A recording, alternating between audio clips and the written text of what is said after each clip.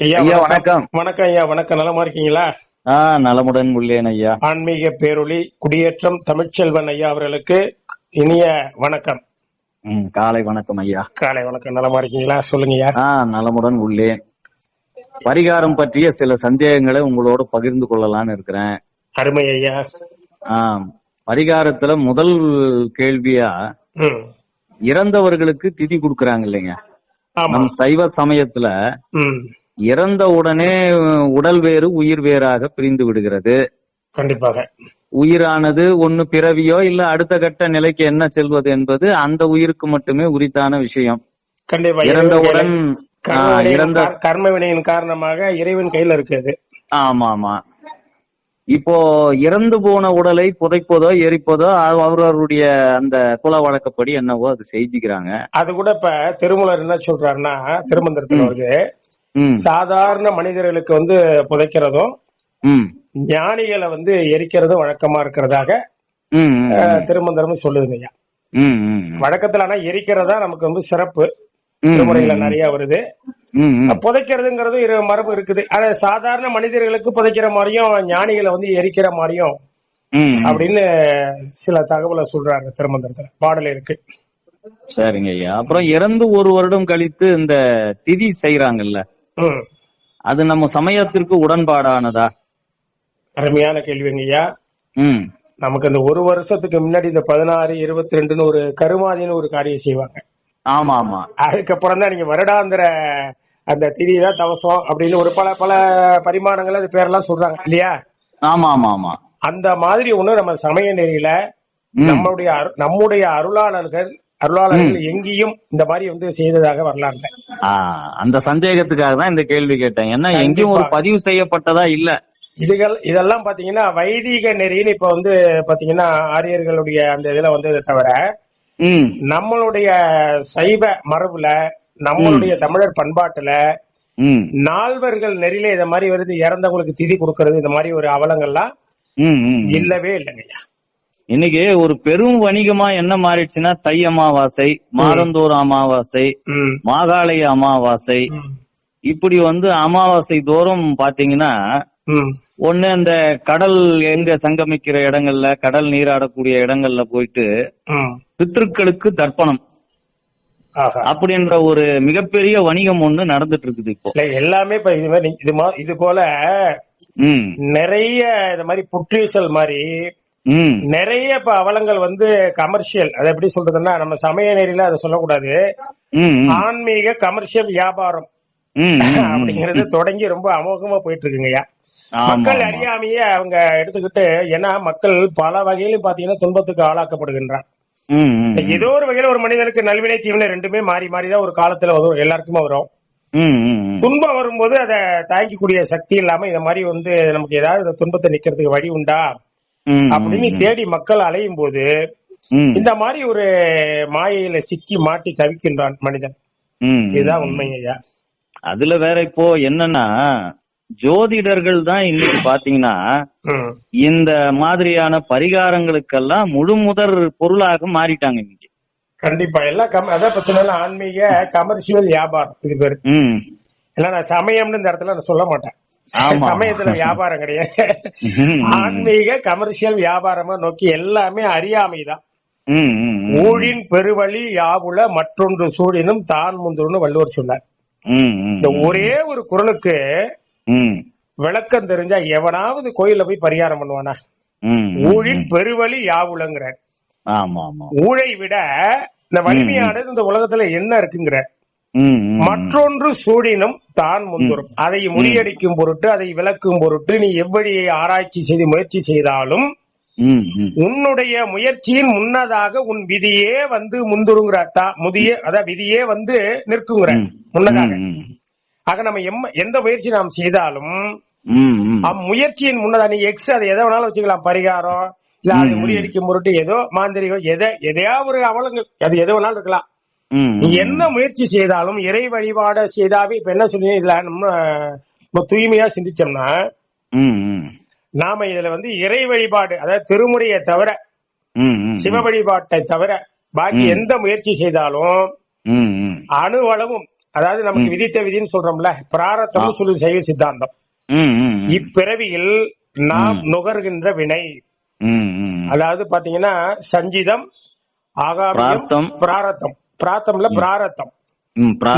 ஆமா, இந்த 3 வினையில சஞ்சிதம்ங்கிறது தான் நம்மளுடைய மொத்த வினை தொகுப்பு. அது இறைவன் கையில இருக்கு. தொல்வினை. ஆமா, தொல்வினை, பழைய வினை, தொல்வினை என்பது இறைவனுடைய கையில இருக்கு. ஒவ்வொருத்தருடைய வினை தொகுப்பு இறைவனுடைய கையில இருக்கு, கஸ்டடியில இருக்கு. அதுல இருந்து ஒரு பகுதியை நமக்கு என்ன பண்றாரு, இந்த பிரிவுல ஒவ்வொருத்தருக்கும் ஆன்மாக்கு ஏற்றவாறு இந்த பிரிவுல ஒரு சின்ன ஒரு உதாரணத்துக்கு சொல்லணும். எக்ஸாம்பிள், இப்ப உங்களுக்கு ஒரு 1000 முட்டை மொத்த வினை தொகுப்பு இருக்குன்னு வச்சுங்க. ஒரு 10 முட்டையை அந்த பிரிவுல நீங்க தாங்கக்கூடிய அளவு ஒரு 10 முட்டையை உங்களுக்கு இறைவன் என்ன பண்றாரு, உங்களுக்கு சுமத்தி இந்த பிரிவுல பிராரத்தம் என்ற வினையை இந்த பிரிவுல உங்களுக்கு சுமத்தி இந்த பூவுலகளை கொண்டாந்து அமைக்கிறாரு உங்களை. கண்டிப்பா இந்த 10 முட்டையில இருந்து நான் சொல்லிட்டு உங்களுக்கு சும்மா ஒரு எக்ஸாம்பிள் புரியணும், மக்களுக்கு போய் சேரணும்ல, புரியணும்ல. 1000 முட்டை உங்களுடைய அதாவது வினையின் மொத்த வினை தொகுப்புன்னு வச்சுங்க. அதில் 10 முட்டைய இந்த பிரிவுல உங்களுக்கு சுமத்தி அனுப்புறாருன்னா அதுல இருந்து ஒரு அணு துகள் கூட நீங்க வந்து மாற்ற முடியாது. அதுதான் கரு முதல் கல்லறை வரை ஏற்கனவே எழுதி தீர்மானிக்கப்பட்டவை நம்ம சொல்றோம். பச்சைக்கு போட்டு உடைச்சாச்சு பெண்ண, அவ்வளவுதான். நிப்பு உடைச்சாச்சுன்னு நீதிமன்றத்துல. ஆமா, அதுக்கு மேல எழுத முடியாது, அது அவ்வளவுதான். அதுக்கப்புறம் ஒண்ணும் பண்ண முடியாது. இதுதான் அழகா வந்து நமக்கு ஞானிகள் எல்லாமே நிறைய திருமுறைகள் நிறைய சொல்லலாம். இப்ப பாத்தீங்கன்னா குருஞான திருமுறையெல்லாம் அப்படியே பாத்தீங்கன்னா பார்த்து பார்த்து பார்த்து அப்படியே கேட்டு கேட்டு உணர்ந்து உணர்ந்து நெக்காடி திருமுறைகள்லாம் அவ்வளவு வந்து உள்ளத பிளட்ல ரத்தத்துல கலந்துருக்கு அவருக்கு. அவ்வளவு படிச்சிருக்காரு. திருமுறைகள் ஓதாய் மனமே உனக்கு என்ன வாயின்னு கேட்டவர் பெருமையாதின குரு முதல்வர். கூட்டுவதும் கூட்டி பிரிப்பதும் ஆட்டுவதும் ஆட்டி அடக்குவதும் காட்டுவதும் காட்டி மறைப்பதும் கண்ணுதலோன் முன் அமைத்த ஏட்டின் படி என்று இருங்கிற. முடிஞ்சு போச்சுங்களா? முதல்ல நெற்றி கண்ணுன்னா கண்ணு, நெற்றிக்கண்ணுடைய சிவபெருமான் முன்னமைத்த ஏட்டின்படி எல்லாமே நடக்கும். முடிஞ்சு போச்சுங்களா? முன்னமைத்த ஏடு அதான் ரொம்ப முக்கியம். அப்ப கரு முதல் கல்லறை வரை ஏற்கனவே முன்னே அமைச்சிட்டாரு, எழுதி தீர்மானிக்கப்பட்டது. இதை யாராலும் மாற்ற முடியுமா? மாற்ற முடியாது. இந்த தெளிவு கிடைச்சிட்டா எவனாவது போய் கோயில ஒரு பரிகாரம் என்ற ஒன்றை நாடுவானா? அப்ப அறிவிலிகள், சுத்த அறிவிலிகள். அது அறிவிலிகள் சொல்றதை விட அறியாமை இல்லையா? பேதமே அறியாமைதான். அறியாமைதான் அறிவிலிகள் கூட நம்ம சொல்றோம். அறிவிலிகள்ங்கிறது ஒரு வகையில் நம்ம ஏற்றுக்கொள்ளக்கூடிய விஷயமா இருந்தாலும் அவருடைய துன்பத்துக்கு ஒரு அறிவு ஏதாவது வழி கிடைக்குமா நாடும் போது ஏமாறவன் இருக்கிறவரையும் ஏமாத்துறவன் இருப்பான் அப்படின்னு சொல்லுவாங்கல்ல. கண்டிப்பா கரெக்டா அந்த மாதிரி வலையில போய் சிக்கிறாங்க. அதுக்கு தகுந்த மாதிரி என்ன ஆயிடுச்சு, உங்களுக்கு எல்லா நவக்கிரக கோயில் எல்லாம் உருவாயிடுச்சு. நவக்கிரக கோயில் என்பதே கிடையாது நம்ம புராணத்துல. நவக்கிரக கோயில் என்பதே நம்ம கிடையாது. எல்லாம் சிவாலய பாடல் பெற்ற சிவாலயம் ஒரு 6-7 தலையில வந்து பாடல் பெற்றது. எல்லாம் பழமையான சிவாலயம் எல்லாம் இப்ப நவக்கிரக கோயிலாக வணிக வியாபாரமாக மாற்றப்பட்டு இருக்கிறது. இதுதான் வரலாறு உங்களுக்கு. இந்த மாதிரி நவக்கிரக கோயிலா நமக்கு எங்கேயாவது ஒரு 30 வருஷத்துக்கு முன்னாடி கேள்விப்பட்டு, சுமார் 30 ஆண்டுகளுக்கு முன்னாடி. உங்களுக்கு எல்லாம் அந்த வயசுக்கு தெரியும். இப்ப உள்ள இளைஞர் 30 வயசுக்கு உட்பட்டவங்க தெரியாது. தெரியாது. ஏன்னா எல்லா ஆலயத்திலுமே நவக்கிரகம் வந்துச்சு. ஆமா, இதுக்கு முன்னாடி ஏதாவது நவக்கிரக கோயில் நம்ம கேள்விப்பட்டிருக்கோமா அப்படின்னா ஒரு சுமார் 30 ஆண்டுகளுக்கு முன்னாடி அப்படி ஒரு கோயிலே உருவாக்கப்படவில்லை. கண்டிப்பா. திடீர்னு எப்படி முளைத்தது? அதுக்கு முன்னாடி கோயில் இல்லையா? சிந்திக்கணும்ல. இந்த சிந்திக்கக்கூடிய அறிவு நம்ம இல்லாதனாலதான் நம்ம எல்லாவற்றையும் இழந்து நிக்கிறோம். நம்ம எதெல்லாம் அவலமோ மனித பதர்கள் சொல்லக்கூடிய விஷயத்தெல்லாம் எடுத்துக்கிட்டு, அதான் கடப்பாறையை முடிக்கிட்டு சுக்கு கசாயங்கிற குண்டூசி கூட விடுங்க, அந்த அளவுக்கு நீங்க மூடத்தனம் வந்துருச்சு. கண்டிப்பா கண்டிப்பா. அதனால மனிதர்களுக்கு பிரச்சனைகள் அதிகமாக அந்த பிரச்சனைக்குரிய காரணம் எது ஆணிவேறுன்றத யோசிக்காம இந்த மாதிரி பரிகாரங்கள் செய்தால் நமக்கு அது ஒரு தீர்வு கிடைக்கும். ஊழல் பண்றான்னு வச்சுங்க, ஒரு அரசியல்வாதியோ இல்ல ஒரு அரசு அதிகாரியோ, அவன் பாத்தீங்கன்னா மிகப்பெரிய கோயில்கள்ல முதல் வரிசையில போய் பணம் கட்டிட்டு போறான்னா கண்டிப்பா என்னடான்னு பார்த்தா நேர்மையா இருக்கிறவன் பொறுமையா போலாம். கண்டிப்பா. அநியாயம் பண்றவன் என்ன நினைக்கிறான், இந்த மாதிரி கடவுளுக்கு கொஞ்சம் காணிக்கை செலுத்திட்டோம்னா அவர் கணக்குல கொஞ்சம் குறைத்து மதிப்பிடுவார்னு இவங்க ஒரு கணக்கு போடுறாங்க. அதுதான் உண்மையான காரணமே, அறியாமை. செய்கின்ற தவறையெல்லாம் செஞ்சுட்டு அதுக்கு துணையா கடவுளையும் கூப்பிடுற அளவுக்கு இன்னைக்கு அவ்வளவு நிலை மாறி போச்சு. அதாவது சுந்தரமூர்த்தி சுவாமிகள் என்ன பண்றாரு, தன்னுடைய 2 கண்ணும் இழந்ததுக்கு பிறகு சொல்றார், மகத்தில் புக்கதோர் சனியனுக்கு நீ ஆனாய் மைந்தனேங்கிற. இந்த கிரக விதி, அதாவது கோள்களோட வலிமையை சொல்றாரு. யாருக்கு ஜோதிட சாஸ்திரம் தெரிஞ்சிருந்தாதான் அதை சொல்ல முடியும். வெறும் நம்ம திருமுறையை மட்டும் படிச்சுட்டு இதுக்கு என்ன பொருள் கொள்ள முடியாது. இப்ப உங்களுக்கு கேட்டா என்ன மகத்தில் புக்கதோர் சனினா என்னங்க அப்படின்னு கேட்டா உங்களுக்கு ஏதாவது சொல்ல தெரியுமா? இதே நீங்க திருமுறை கருத்துல நீங்க சொல்லிடுவீங்க. என்னங்க அது மகத்தில் புக்கதோர் சனி அப்படின்னு சொல்லியிருக்கா, அதுக்கு என்னங்க உங்களுக்கு தெரியாதுல்ல. ஆமா. அப்ப அது அந்த கேள்வி பாமரனுக்குள்ள படிச்சவர்களுக்கு இப்ப தெரியாது இது. ஏன்னா இது என்னன்னு கேட்டீங்கன்னா, இது கிரக ஜோதிட அதாவது ஜோதிட சாஸ்திரம் தொடர்புடைய ஒரு அற்புதமான செய்தியை சொல்றாரு. அப்ப மகம் தான் 27 நட்சத்திரத்துல ரொம்ப கொடுமையானது எதுனா, மகத்துல சனி பெயரும் போது ரொம்ப கொடுமையான நிகழ்வு நடக்கும் ஒரு மனிதனுக்கு. இந்த 27 ரொம்ப கொடுமையான நட்சத்திரம் எதுனா சனிக்கு நான் சொல்றேன். சனி என்ற அந்த கிரகமானது எல்லாம் இப்ப கோள்லாம் சில பேருக்கு புரியாது. ஏன்னா தமிழர் இது மாதிரி கிரகங்கிராம நினைக்க கூடாது. கோள்னா அது ஏதோ ஒண்ணு போட்டு நடிச்சிட்டு இருப்பான். அதுக்காக இந்த வார்த்தை நான் கிரகம்னா தான் உடனே புரியும். இன்னைக்கு மக்கள் அந்த அளவுக்கு எல்லாமே இன்னைக்கு சமஸ்கிருதம் ஊடுருவி போயிடுச்சு. 2.5 கலந்து விட்டது. ஆமா, 2.5 பிளட்ல கலந்து போச்சு. இப்ப அந்த சனி என்ற கிரகம் மகத்தில் பெயரும் போது, அதாவது மக நட்சத்திரத்தில் பெயரும் பொழுது, மகம்னா 1 2 3 4 பாதம் இருக்கு இல்லையா, இந்த 4 பாதத்தில் சனி சஞ்சரிக்கும் போது கொடுமையான நிகழ்வுகள் ஒரு மனிதனுக்கு நடக்கும். அது எப்படிப்பட்ட நிகழ்வுகள் அப்படின்னா, கண்ணு 2 போகும்போது அந்த வரிகளை வைக்கிறார்.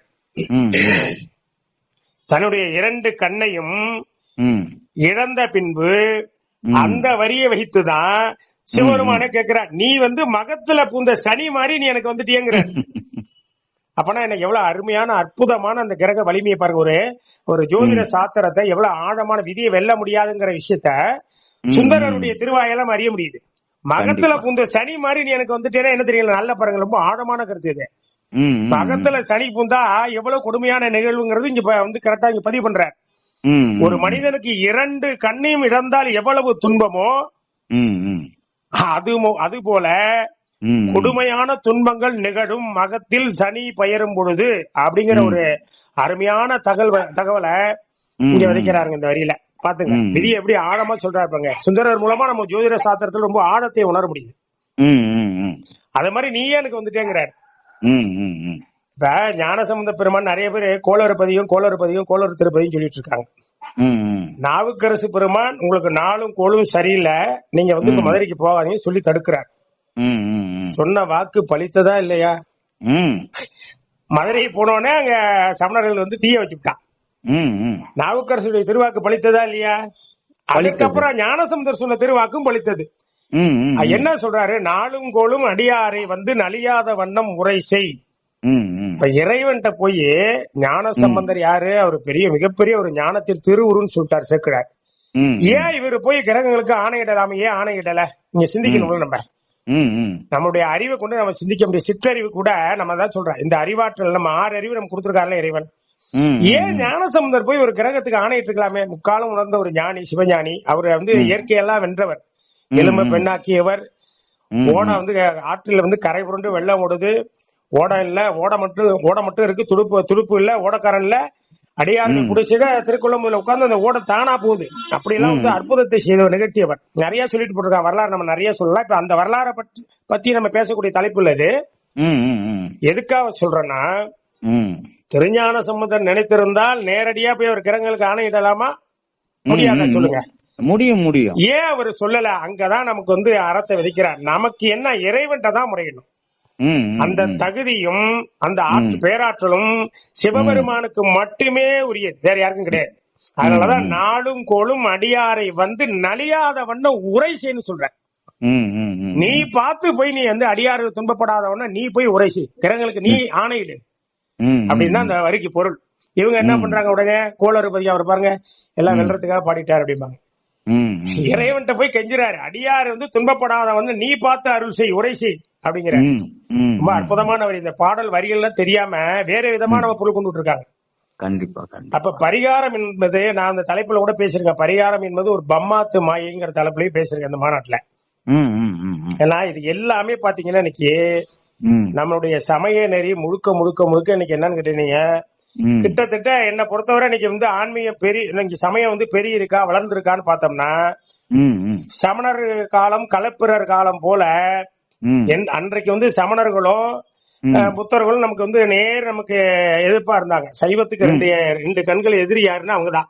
அவங்க நேர் எதிரியா இருந்தாங்க. இன்னைக்கு நம்ம பகைவர்கள் உள்ளுக்குள்ள ஊடுருவிட்டாங்க. அதேதான். இன்னைக்கு வந்து உள்ளறிய பசுந்தோல் போர்த்திய புலி மாதிரி காக்க வேண்டியவர்களே இந்த வேலையை செஞ்சுக்கிட்டு இன்னைக்கு என்ன சைவம் எங்க போயிட்டு இருக்குன்னு தெரியாத அளவுக்கு மக்கள் வந்து அறியாமையில மூழ்கி ரொம்ப சிக்கி தவிக்கிறாங்க. துன்பம் வந்துருச்சுன்னா அடுத்தது நமக்கு என்ன செய்யணும், இறைவனை வழிபாடு பண்ணணும், திருமுறை எடுத்துக்கலாம், இதெல்லாம் விட்டுட்டு 1000 தேங்காய் உடைக்கலாம். எது செய்தாலும் இப்ப நம்ம சொன்னோம்ல, ஒரு குரல் சொல்றாருல, வகுத்தான் வகுத்த வகையெல்லாம் கோடி தொகுத்தாருக்கும் துய்த்தல் அறிவினார். ஒருத்தரை கோடி கோடியா தொகுத்து வைக்கிறதுக்காக இறைவன் எழுதியிருக்கான். அந்த கோடீஸ்வரன் அந்த அவன் தொகுத்து சேர்த்து வைத்த அந்த கோடியில ஒரு ரூபாய் கூட அவனுக்கு அனுபவிக்கணும் விதியில இருந்தாதான் அனுபவிக்க முடியுங்கிறார். வகுத்தான் வகுத்த வகையெல்லாம் கோடி தொகுத்தாருக்கும் துய்த்தல் அறிது. அவன் அனுபவிக்கணும்னு அவனுக்கு விதியில இருந்தால் மட்டும்தான் அவனால் அனுபவிக்க முடியும். அழகா சொல்லிட்டாரு. இந்த 1.25 இந்த குரலுக்கு பொருள் தெரிஞ்சா இந்த மாதிரி நம்ம அறியாமையில இருப்போமா? இல்ல. படிப்பறிவு பெருகி இருக்கே தவிர பட்டறிவு இல்ல. அதேதான். அடுத்து ஒரு கேள்விங்க ஐயா, சொல்லுங்க. இன்னைக்கு திருமணம் ஆகலன்னா திருமண தடை நீக்க வேண்டுமா? குழந்தை பேரின்மையா? அதற்கு இந்த பரிகாரம் செய்யுங்கள். இது என்ன கடவுளா? ஒரு மனிதனுக்கு 5ஆம் இடத்துல ரொம்ப மோசமான கிரக அமைப்பு. ஒரு குழந்தை பேர் வேணும்னா 5ஆம் இடம் வந்து சுத்தமா இருக்கணும். குழந்தை பாக்கியம் முதல்ல 5, அடுத்தது 9. அந்த 5ல போய் ஒரு செவ்வாய், ரொம்ப கொடூரமா செவ்வாயும் சனி புதன் எல்லாம் சேரவே கூடாது. செவ்வாய்க்கு நேரு எதிரி அதுன்னா சனியும் புதனும். 5ல செவ்வாய் இருந்தாவே மலடின்னு சொல்லுவோம். ஆணா இருந்தாலும் சரி, பெண்ணா இருந்தாலும் மலட்டுத்தன்மை. இது வந்து ஜெனரலா பாத்தீங்கன்னா குழந்தை பேரு வந்து ரொம்ப கஷ்டம். சரி, சில பேருக்கு 5ல இருந்து கூட குழந்தை பாக்கியம் உருவாகும். அது லக்னம், ராசி, கிரக, மற்ற கிரக அமைப்புகளை தழுவி 9ஆம் இடம் பார்த்து இதெல்லாம் நல்லா இருந்ததுன்னா கொஞ்சம் காலம் தள்ளி போய் சர்ப்ப கிரகம் 5ல போய் ராகு கேதுலாம் இருந்ததுன்னா குழந்தை பாத்தீங்கன்னா கரு கலைஞ்சுக்கிட்டே இருக்கும். தொடர்ந்து 2 தடவை 3 தடவை அபார்ஷன் சொல்லுங்க, இப்படி எல்லாம் நடக்கும். இப்ப 5ல போய் ரொம்ப கொடூரமான ஒரு கிரகம் உட்கார்ந்து இருக்கு அப்படின்னு வச்சுங்களேன். அதாவது செவ்வாயோட சேர்ந்து இன்னும் ரொம்ப கொடூரமா ராகு, சனி, புதன் எல்லாம் சேர்ந்து அவங்க குழந்தை பாக்கியமே இந்த பிரிவுல இருக்க. நீங்க எங்க போய் வழிபட்டாலும் திருமண தடையா குழந்தை பேரு நான் நிக்கிறேங்கிறான்ல, தவறா நினைச்ச கூடாது நீங்க. எப்படி சொல்ல நினைக்காதீங்க. இவன் வந்து எப்படி குழந்தைய கொடுக்க முடியும்? விதியிலே இல்ல. சட்டியில இருந்தாதான் அகப்பையில வரும்பான். ஆமா ஆமா, இல்லையா? இல்லன்னா வாடகை தாய் தான். வாடகை தாய் தான், வரவே வராது. குழந்தை பேர்லாம் யாராலையும் கொடுக்க முடியாது. விதியில இருந்தால் மட்டும்தான். எல்லாமே விதிப்படிதான். அததான் நம்ம சொல்லிக்கிட்டே இருக்கோம். எல்லாமே கரு முதல் கல்லறை வரை அனைத்து விஷயங்களுமே எழுதி தீர்மானிக்கப்பட்டவை. அதான் கண்ணுதலோன் முன்னமைத்த ஏட்டின் படி என்று தெளிவா சொல்லிட்டாரு பாருங்க. திருமுறைகள் நம்ம பல பாடல்கள்ல ஞான சம்பந்தர் அவதாரத்தையே சொல்லும் போது ஏன் ஞான சம்பந்தருக்கு மட்டும் துன்பமே இல்ல? இப்ப நாவுக்கரசர், சுந்தரமூர்த்தி சுவாமிகள், மணிவாசகர்கள் கடுமையான துன்பத்துக்கு ஆளாக்கப்பட்டு இருக்கிறார்கள். ஞான சம்பந்தம் துன்பம்னா என்னன்னு தெரியாம வாழ்ந்தார். அவர் மட்டும் விதிவிலக்கு நாள் வரல. ஏன் தெரியுங்களா? அருக்கன் முதல் ஏனைய கோள்களும் பெருக்க வழியுடன் அழகிய உச்சங்களிலே நிற்க. சேக்கிழாருடைய பெரிய புராணம். திருத்தொண்டர் புராணத்துல என்ன சொல்றாருன்னா, அருக்கன்னா சூரியன், ஏனைய 8 கோள்களும் சேர்ந்து 9 கோள்களுமே அழகிய உச்சங்களிலே இருக்க 9 கிரகமும் உச்சம் பெற்ற வேளையில திருஞான சம்பந்தரை அவதாரம் செய்ய வைத்தாராம் சிவபெருமான். இந்த 9 கிரகம் உச்சம் பெற்ற ஒரே ஆள் உலகத்துல யாருன்னா சிவபெருமான் தான். அதுக்கு அப்படி அடுத்தபடியாக நாம வந்து ஒரு மனிதரை எப்படி சொல்லும் போது ஒரு ஞானி எடுத்துக்கிட்டீங்கன்னா திருஞான சம்பந்த பெருமான் மனிதரில் ஞானியானவர் இல்லையா? பிறந்த குழந்தை தெய்வ குழந்தையானவர் இல்லையா? சிவஞான குழந்தை. அதாவது திருஞான சம்பந்தருக்கு மட்டும்தான் இறைவனுக்கு அடுத்தபடியாக. இறைவன் வந்து அந்த கோளுக்கு நாயகனே அவன் தான். உதாரணத்துக்காக சொல்றேன். ஏன்னா அவருக்கு போய் 9 கிரகம் வச்சு நம்ம வந்து குறுகிய நம்ம சிந்தனையோட ஒப்பிடக்கூடாது. 9 கிரகம் உச்சம் பெற்றது யாருந்த உலகத்துல சிவபெருமான் ஒருத்தர் தாங்கிறதுக்கு நம்ம ஒரு அடையாளத்துக்காக சொன்னேன். ஏன்னா ஞான சமுதரம் நம்ம தூக்கி நிறுத்துங்கிறதுக்காக அந்த வார்த்தை. அவரு போய் என்ன சிவபெருமான் தான் கிரகத்தை ஒரு படைச்சவரு இல்லையா? ஆக 9 கிரகம் உச்சமா இருக்கிற வேளையில அந்த நேரத்துல ஞான சமுதர திரு அவதாரம் செய்ய வச்சாராம் சிவபெருமான். பாத்துங்க, பிறப்பின் அடிப்படையே பெரியவரான்னு சொல்லி விதியை சொல்லுது. அப்ப 9 கிரகம் உச்சம் பெற்றதுனாலதான் ஒரு மனிதன் ஒரு 9 கிரகம் உச்சம் பெற்றதுனாலதான் அவருக்கு படத்துல கூட அந்த வசனம் வரும். ஆமா ஆமா, அது காமெடியில வரும். அது எதுக்காக சொல்றேன்னா, அது வந்து எதை வேணாலும் செய்ய முடியும். அதாவது அவருக்கு அவர் என்ன நினைக்கிறாரோ அதுதான் வாழ்க்கை. எந்த துன்பமும் இல்லாம இருக்கிறதுக்கான 9 கிரகம் உச்சம் பெற்றவர். அது மாதிரி உலகத்துல ஒரு மனிதருக்கும் கிடையாது, ஞானசமுத்திரருக்கு மட்டும்தான் அந்த அமைப்பு. அதனாலதான் அவருக்கு துன்பமே கிடையாது லைஃப்ல. அது மாதிரி பரிகாரம் என்பதெல்லாம் நாம வந்து ரொம்ப முதல்ல ஒழித்து கட்ட வேண்டிய விஷயம். சரிங்க. இன்னொரு பொதுவான ஒரு கேள்வி, ஒரு 50 ஆண்டு காலத்துக்கு முன்னால பாத்தீங்கன்னா குடும்பங்கிற கட்டமைப்பெல்லாம் கொஞ்சம் சரியானபடி போயிட்டு இருந்தது. ஒரு வீட்டுக்குள்ள 10 பேர் 15 பேர் எல்லாமே இருந்தாங்க. இன்னைக்கு மனிதர்கள் வந்து தனித்தனி தீவுகளா மாறிட்டாங்க. இப்போ இவர்களுடைய ஜாதகப்படி இன்னைக்கு மனமுறிவுங்கிறது ரொம்ப அதிகப்படியா நடந்துட்டு இருக்குது. அதாவது சொல்ல போனா பாத்தீங்கன்னா திருமணங்கள் எவ்வளவு நடக்கிறதோ இப்ப வந்து அதிகமா இருக்கு. ஒரு குறியமா ஒரு 50 ஆண்டு காலமா சொல்ல வரீங்க. ஆமா ஆமா. இது வந்து நம்மளுடைய மனசுதான் காரணம். மனசு காரணமா இருந்தாலும் ஜோதிட ரீதியா இப்போ இவ்வளவு மனமுறிவுகள் ஏற்படுதுன்னா இந்த ஜோதிடம் பார்த்துதானே திருமணம் பண்றாங்க. ஆமா, முக்கியமா இன்னைக்கு போறது ஒரு ஜோதிடர் இல்ல, 5 ஜோதிடர்கள் சரி பார்த்துட்டுதான் என்கிட்ட வந்து ஒரு திருமணம் வந்து பொருத்தம் பாக்குறாங்கன்னு வச்சுங்க. நீங்க கேக்குற கேள்விக்கு நேரடியா இப்ப நான் பதில் சொல்றேன்.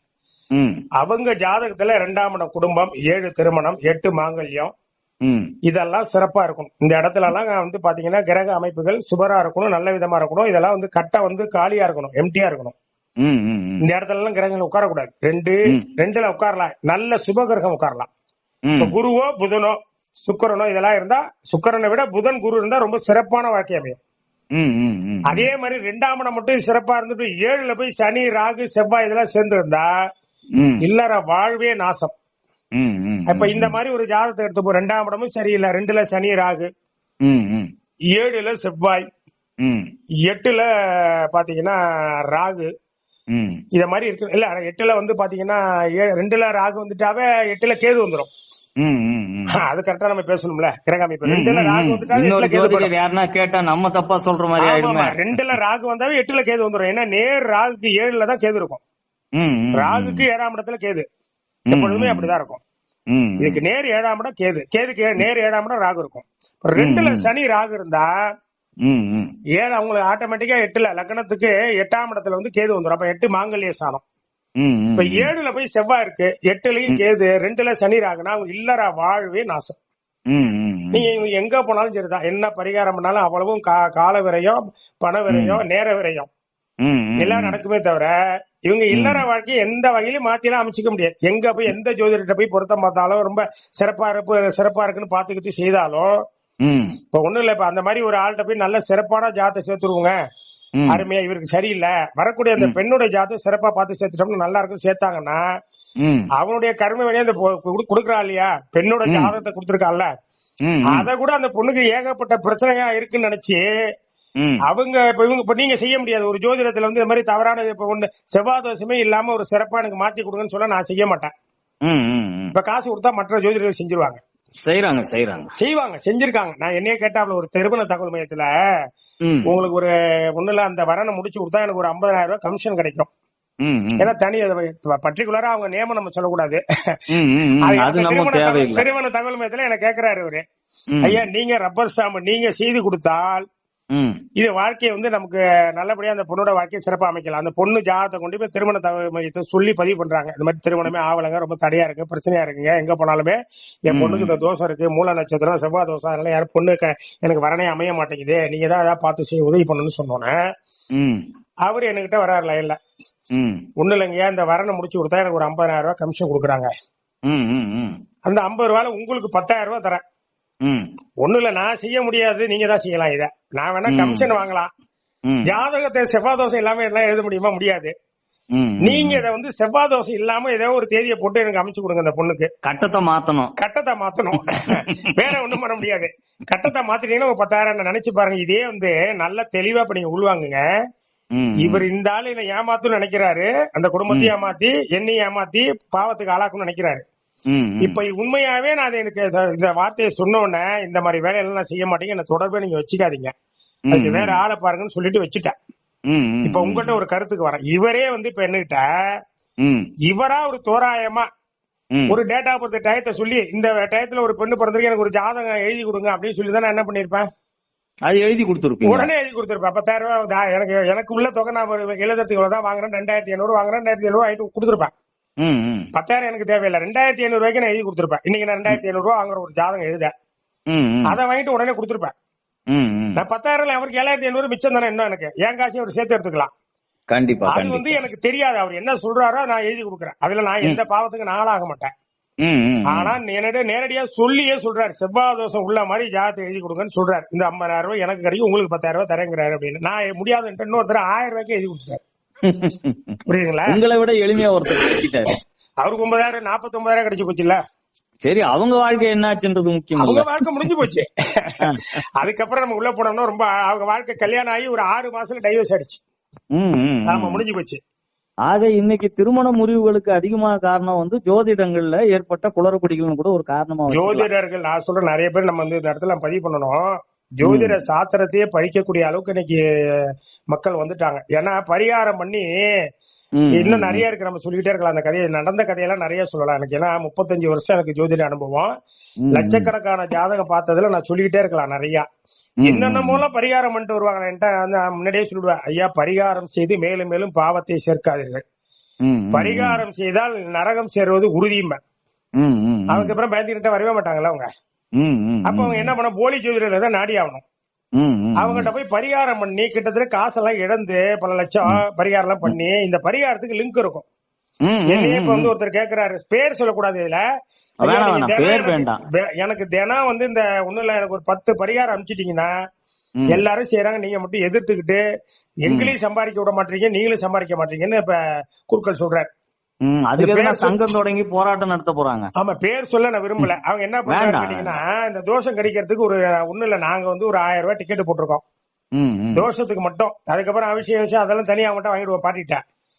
அந்த 1000 ரூபாயில எங்களுக்கு வந்து ஒரு 400 ரூபாய் கொடுக்குறாங்க, கோயில கொடுக்குறாங்கன்னா ஒரு பரிகாரம் அனுப்பிச்சா நீங்க வந்து இதுக்கு சம்பந்தம் கிடையாது. நாங்க தனியா அவங்ககிட்ட என்ன பண்றோம், பரிகாரம் பண்றவங்ககிட்ட எனக்கு இவ்வளவு கொடுத்துடணும். கோயில் வந்து நிர்வாகம் இல்லைன்னா எனக்கு நீங்க ஒரு 10,000 ரூபாய் கொடுத்தீங்கன்னா அந்த பரிகாரம் பண்ண முடியும், நான் தனியா கேட்கறேன்னு வச்சுங்க. அப்பதான் நான் செய்ய முடியும், உங்களுக்கு தனியா வந்து பண்ணணும், உங்க வீட்டுல வந்து பண்ணணும். சரி பண்ணிட்டா அப்படின்னா நமக்கு அந்த 10,000 ரூபாய்க்கு அவங்களுக்கு அனுப்பிச்சு விட்டுட்டோம்னா ஒரு பரிகாரத்துக்கு எனக்கு 2,000 ரூபாய் தர, நீங்க அதை எடுத்துக்கிறீங்கிறான். உங்க மூலமா எனக்கு வந்து 10,000 ரூபாய் கிடைக்குதுல, நான் 2,000 ரூபாய் உங்களுக்கு தரேங்கிறான். இப்ப நல்லா நினைச்சு பாருங்க, இத மாதிரிதான் இப்ப நடந்துகிட்டு இருக்கு. இப்படிதான் சொல்லுவாங்க, காமெடியில சொல்லுவாங்க அது மாதிரி, இப்ப இதுதான் ஓடிக்கிட்டு இருக்கு அப்படிம்பால, இதுதான் இப்ப ட்ரெண்டா ஓடிட்டு இருக்கு. நாம அதை செய்யறது இல்ல. அதனால நமக்கு எல்லாமே எதிர்ப்புகள் ரொம்ப அதிகம். குருக்கள்ல இருந்து நம்ம தனிப்பட்ட முறையில் ஒருத்தரும் தனியா சொல்ல விரும்பல, எல்லாருமே பகையா நிக்கிறோம். இந்த பதிவு மூலம் குற்றம் உள்ளவர்கள் புரிஞ்சுக்கிட்டா சரி, அவ்வளவுதான். இது எனக்கு எல்லாருக்குமே நம்ம பகை ஏற்பகைங்கிற மாதிரி எல்லாருக்கும் நம்ம பகையா வாழ்றது. எல்லா வித சமய நெறியிலும் நம்ம தூய்மையா போறோம், ஜோதிட சாஸ்திரத்துல நம்ம தூய்மையா போறோம். இதனால நமக்கு பல பேருக்கும் நம்மளுக்கு வந்து இடைஞ்சலா இருக்கும். இதுதான் உண்மை. இப்ப வாழ்வியல் எல்லாமே நெறிமுறைகள் எல்லாமே நம்ம சடங்குகள் எல்லாமே பாத்தீங்கன்னா எல்லாமே ஒரு மாயை தான். எல்லாம் வெற்று சடங்குகள். இங்க எதை செய்தால் நான் தான் சொல்றேன், கரு முதல் கல்லறை வரை ஏற்கனவே எழுதி தீர்மானிக்கப்பட்டவைதான் நடக்கும். அதுல எந்த மாற்றமும் கிடையாது. திருமுறைகள அதான் சொல்லுது நமக்கு. இதை நம்ம உணராம நாம வந்து மேலும் மேலும் வந்து பரிகாரம் நாடுறது அதை நாடுறது எல்லாம் சொல்லி நம்ம வந்து மக்கள் ரொம்ப அறியாமையில பாவாங்கலாம் நினைக்கும் போது ரொம்ப வேதனையா இருக்கு. வேற என்ன கேள்விங்கய்யா? ஐயா, இந்த புதுமனை புகு விழாவிற்கு கணபதி ஹோமம் நடத்துறாங்கல்ல, ஆமா, அது நமக்கு ஏற்புடையதா? நம்ம சமய நெறியில கணபதி ஹோமம் எல்லாம் கிடையாது. நால்வர் நெறியில கணபதிக்கு பாட்டே கிடையாது. அப்புறம் திருஞான சம்பந்தர், திருநாவுக்கரசர், சுந்தரமூர்த்தி சுவாமிகள் மணிவாசருடைய திருவாக்குல விநாயகருக்கோ முருகனுக்கோ அம்பிகைக்கோ திருமுறையே கிடையாது. நால்வர் திருமுறை சிவபெருமான் திருவடிக்கு மட்டும்தான், சிவபெருமானுக்கு மட்டும்தான் திருமுறை. அதாவது முருகனுடைய தாதையும்பார், முருகனுடைய அப்பாம்பாரு, விநாயகருடைய அப்பா, அம்பிகையுடைய உமையோட கணவன், அப்படிதான் ஒரு முடிவு இருக்குமே தவிர இப்ப பிடியாதன் உரிமை எடுத்தோட மோதுவாரெல்லாம் பாடுறாங்க, இது பாடலாமா அப்படின்னா திருமுறை தான் அது. இவங்க ஆனா என்ன நோக்கத்துல பாடுறாங்கன்னா, பிடியாதன் உரிமை கணபதி மாதிரி இவங்க ஆரம்பிச்சுட்டாங்க. இதெல்லாம் இப்ப இந்த கணபதி ஹோமம் வந்ததுனாலதான் இங்க பார்த்தாலும் கணபதி கேக்குறீங்களா, இந்த கணபதி ஹோமம் பண்ண இடத்துல பிடி எடுத்தோம் பிடியாதுன்னு சொல்லி படிக்க என்னாச்சுன்னா, நமக்கு வந்து இந்த விநாயகர் துதி எல்லாம் கிடையவே கிடையாது. திருமுறை மரபுல நமக்கு எடுத்தோட நால்வர் துதி தான். அதே திருமந்திரத்திலேயே முதல் பாடல் வந்து 5 கரத்தனை ஆணை முகத்தனைன்னு ஒரு பாடல் போட்டிருக்காங்க. ஆனா அவரு சொல்றது சொல்லுங்க, இது முதல்ல எடுத்தோடனே ஒன்று ஆனதுன்னு சொல்லிட்டு தொடங்குறாரு. ஆமா, அப்போ அங்க நமக்கு வந்து அந்த கணபதி பூஜைன்றது தேவைப்படல. 47 பாடல் இடைச்சல்கள் இருக்கு. மூலன் உரை செய்த 3000 திருவாயில சொல்லிட்டாரு. அப்ப 47 பாட்டு இருக்கு. இப்ப 3047 எப்படி வந்தது? அதுலயும் கலந்துட்டான். எல்லாத்துலயும் திரும்பி கலப்பி நம்ம எடுக்க முடியல. இதெல்லாம் முன்னோர்கள் ஏதாவது செஞ்சிருக்கணும் பெரியவங்க. இந்த 47 பாட்டு இடைச்சர்கள் நிறைய உதாரணம் அடுத்த டாபிக்ல நம்ம பேசலாம். அந்த 47 பாட்டுல வந்து நேரா சிவபெருமான வந்து ஏற்றி ரொம்ப உயர்த்தி சொன்னவரு இன்னொரு பாட்டுல தாழ்த்தி சொல்றாரு. அப்ப திருமலர் சொல்லுவாரா? சொல்ல முடியாது. என்னை நன்றாக இறைவன் படைத்தனன் தன்னை நன்றாக தமிழ் செய்யுமாறேன்னு சொன்ன திருமலர் சிவனோட ஒக்கும் தெய்வம் தேடினும் இல்லை அவனோட ஒப்பார் இங்கு யாவரும் அப்படின்னு சொன்னவரு ஒரு பக்கத்துல இறக்கி சொல்றாரு ஒரு பாட்டுல. அது நம்ம அடுத்தது இந்த தலைப்புல இப்ப வேண்டாம்னு நினைக்கிறேன், வேற ஒண்ணும் இல்ல. எதுக்காக சொல்றேன்னா அந்த மாதிரி எல்லாம் வந்து 47 பாட்டை செருகிட்டான். அதுல கூட இந்த 5 கடத்தனை இருக்கலாம், 47 அது இருக்கலாம்னு நான் என்னுடைய கணிப்பு. இருக்கலாம், கண்டிப்பா கண்டிப்பா. அதுதான். ஏன்னா திருமூலர் காலத்துல வந்து விநாயகர் துதியோட பாடல் கூடிய காலகட்டம் அது இல்லையே. இல்ல, அதுக்குதான் நான் சொல்ல வரேன். நீங்க ஆராய்ச்சி பண்ணீங்கன்னா 47 பாடல இதுவும் ஒன்று. நம்பர் இருக்கு சார், 47 பாடல இதுவும் ஒன்றுங்கய்யா. அப்படிதான். சரி சரி, நன்றியா, நன்றி, வணக்கம். நன்றி. அடுத்து ஒரு விரிவா நம்ம பரிகாரத்தை பத்தி இன்னும் நிறைய இருக்கு நம்ம திருமுறையில. பார்ட் 2 போடலாம், அப்படி போடலாம். சரிங்க, நன்றி ஐயா, வணக்கம். அடுத்து ஒரு தலைப்போடு மீண்டும் நாம் சந்திப்போம். நன்றி, நன்றி, வணக்கம். நன்றி, நன்றி. சிவாயிரம்.